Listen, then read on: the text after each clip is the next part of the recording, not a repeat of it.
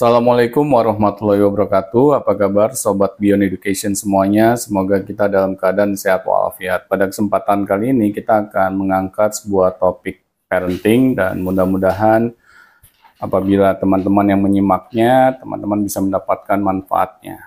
Oke, Mbak Wimit, apa yang ingin kita bahas, Mbak? Kemarin kita mau discuss soal kenapa perlunya ilmu parenting bagi orang tua zaman sekarang gitu ya. Saya coba ambil dari sudut kesehatan mental. Ini kan banyak isu ya, karena belakangan ini mental health itu kan jadi lagi booming banget. Ngetren banget. Pertama kita lihat dulu backgroundnya. Kenapa sih orang tua sekarang itu perlu ilmu parenting? Alasannya kenapa gitu? Yang pertama itu karena tantangan orang tua zaman sekarang itu akan semakin kompleks. Berbeda jauh dengan zaman sebelum gadget seperti sekarang ini. Sehingga pola asuh yang betul dan terarah itu betul-betul diharapkan datang dari orang tua terlebih dahulu. Terutama untuk anak-anak di usia balita sampai SD barangkali ya, sampai lulus SD. Nah, yang kedua, kenapa penting ilmu parenting? Karena kalau misalnya orang tua itu bisa memberikan pola asuh yang tepat kepada anak, sehingga anak itu mendapatkan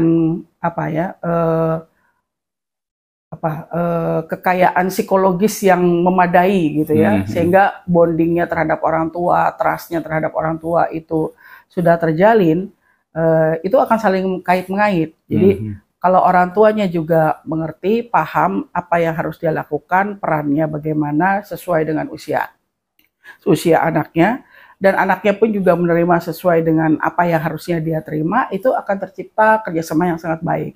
Sehingga untuk kedepannya akan jauh lebih mudah bagi orang tua untuk mengarahkan anak untuk bersiap lagi untuk menghadapi dunia luar. Gitu. Jadi khususnya pola asuh yang perlu sekali ditekankan buat anak-anak itu di usia dari mereka kecil sampai lulus SD lah, paling nggak minimal itu. Oke, ini menarik nih Mbak Wit, berkaitan dengan ini ya, belajar ilmu parenting.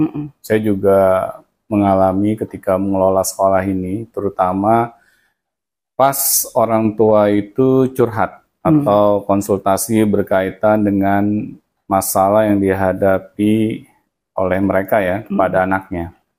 Nah, biasanya sih kalau saya dengar curhatan mereka, jarang gitu saya dengar, Pak, saya mau curhat nih, kayaknya saya nggak becus jadi orang tua. Jarang yang kayak begitu. Kebanyakan mereka nyalain anaknya. Nah, contohnya gini, Pak, kenapa ya kok anak saya ini nggak pernah nurut, Pak ya? Pak, kenapa ya anak saya ini selalu membangkang kalau dikasih tahu? Pak, kenapa ya anak saya ini susah diatur misalnya. Pokoknya nggak ada hal yang positif berkaitan dengan anaknya.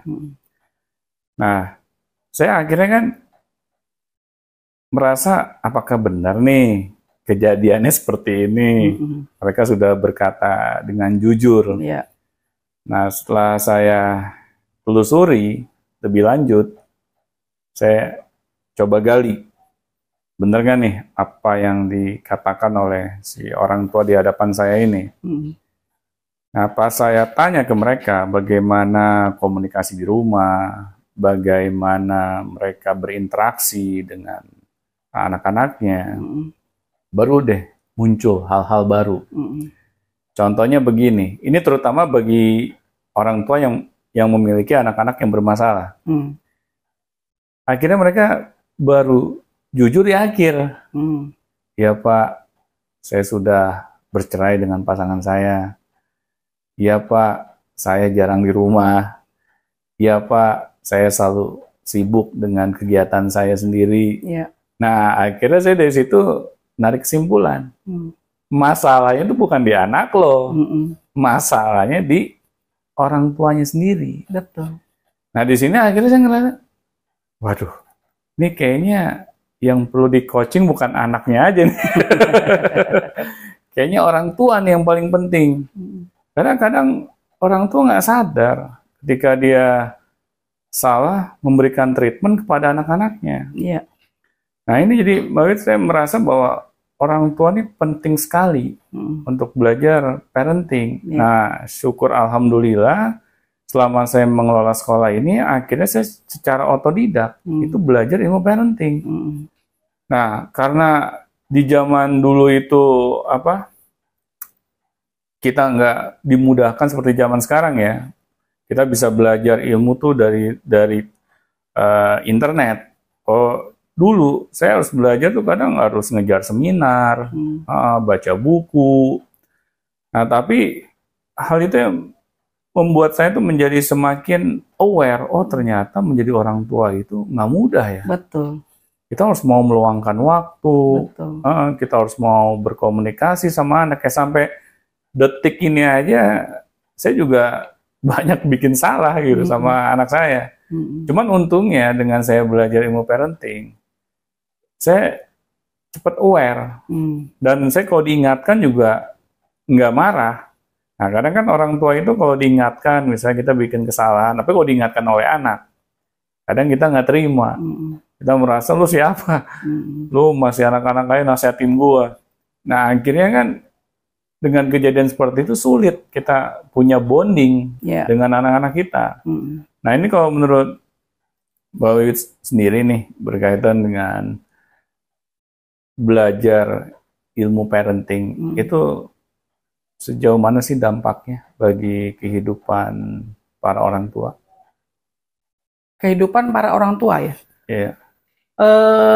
Kalau di awal-awal anak-anak masih kanak-kanak, mungkin itu nggak ada masalah, belum terasa.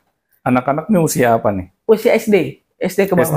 Itu belum terasa, problemnya akan belum terasa. Karena mereka itu dunianya masih dengan kita, dengan orang tua, dengan keluarga, paling besar itu.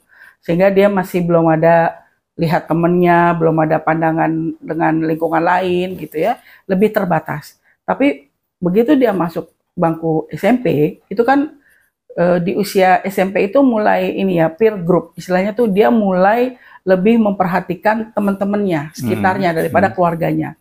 Disitulah mulai peran dari lingkungan yang lain, teman terdekat, teman sekolah, guru dan sebagainya itu mulai.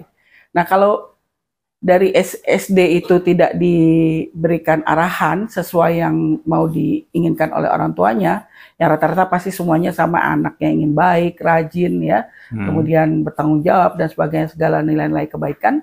Kalau itu tidak diajarkan sejak anaknya SD, begitu SMP dia mulai lihat temennya, dia mulai bergaul, oh ada begini, oh berarti ini oke, oh itu. Nah nanti itu kalau tidak lagi orang tuanya menyadari bahwa ini anak mulai berkembang, menuju remaja, dan remaja itu adalah usia pemberontakan di SMA. Nah, di situ baru keluar problemnya.